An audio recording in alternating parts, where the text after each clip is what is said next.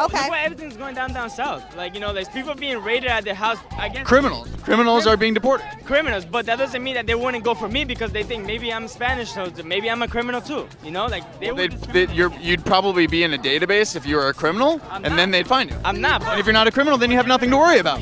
America's the weakest fucking country in the entire world. How is that? Explain that to me. How is that? Because we're so concerned about other countries that we're not concerned about ourselves. So we're concerned about what every other country is doing, that we're not protecting ourselves. So when Japan or fucking Russia or whoever else comes at us with nuclear bombs or whatever, and we have nothing to say about whatever, when we get bombed, because we're so concerned about other countries, we're not concerned about ourselves.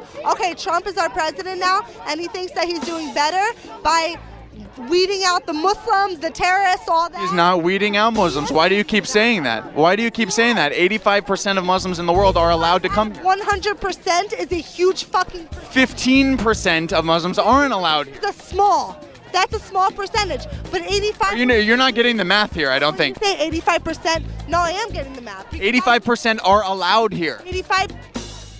Now you get it.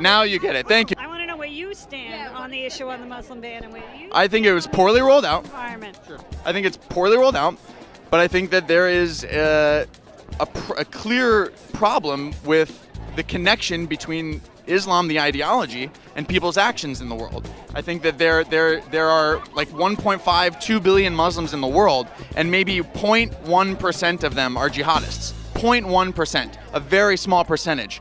But how many? Hold on, please. How much is 0.1% of 1.5 billion people? It's a lot. It's a lot. People put another question. When we look at terroristic acts like please just push it a little farther away from I'm sorry, I'm trying to pick up your voice. When you look at terroristic acts like that, shooting in Aurora, Colorado, Horrible. in the movie theater, Yeah. okay, or the black church down in South Carolina. Horrible. And he was sentenced to death. yes, and as he should be. Yes, it should be. And as like Timothy McVeigh. So 100% agree. if we sit here and we say, okay, there's a certain percentage of white men that seem to produce these crimes, and we don't, and if we were to add that up, that would be a large number of individuals. It wouldn't hold a candle to the connection between Islam and radical jihadism. And not only that, but excuse me, please, excuse me. And all that. That's horrible stuff. Think about the Ku Klux Klan. There's 5,000 Ku Klux Klan members. Now, but if we talk about all the Christian mischief that was done throughout history, okay? Yeah, throughout history, it was horrible. It was bad then. So you can't single out any one religion and say that this religion has or has not done or not done horrible things to other people that weren't the same as them. So to single out one group of people and turn around and say this, that's what people object to. It's also a lot of what seems to happen around here is a rush to judgment and one of the things that I'm curious about with that 7 countries that were on there is if we look at the terrorists that went after the World Trade Center, and most of them weren't, okay, and there happens to be a golf course that has the name Trump on it, that happens to be in Saudi Arabia, and they don't happen to be on the list. That causes people to be suspect of the motives. Pakistan is not on the list. Does Trump have towers in Pakistan? I don't know where he has all of his properties, but You know that we're technically an ally of Saudi Arabia, right? Which I completely disagree with. all we want is a little more transparency. We want him to be, he doesn't seem to be willing to be accountable to all the people. So basically, if you're not... to listen to you when people are advocating violence. Yeah. There's the violence. It's a First Amendment. What are you seeing as Freedom of speech. It's good. It's the She First said it, but Amendment. did she do it? He's not doing it. He's just saying it. It's the First Amendment. Same thing as pro, or even with anti-Trump. freedom of speech. That's what I'm We're allowed to saying, say like- whatever So you can we say want. punch people in the face. Yes. We could. Okay, so We could, but Yeah.